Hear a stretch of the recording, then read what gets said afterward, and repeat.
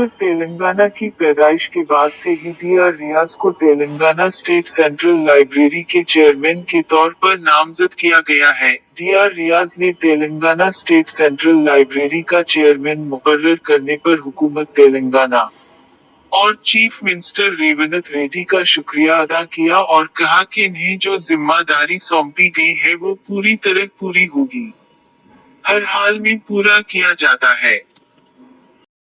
doctor Mohammed Riyaz అనే నేను తెలంగాణ ప్రభుత్వం చేసిన శాసనం మేరకు తెలంగాణ రాష్ట్ర గ్రంథాలయ పరిషత్ అధ్యక్షుడిగా పదవి బాధ్యతలు స్వీకరిస్తూ నా అధికార బాధ్యతల నిర్వహణలో గ్రంథాలయాలే వేదికగా రాష్ట్ర ప్రజలు, యువత, మహిళల్లో జ్ఞాన వికాసం కోసం కృషి చేస్తానని, నవభావనలు, సృజనాత్మక ఆలోచనతో కూడుకున్న విద్యార్థి లోకం నిర్మాణానికి నా వంతు సహకారం అందిస్తానని, అక్షరాలు, పుస్తకాలే వారధిగా సైద్ధాంతిక బౌద్ధిక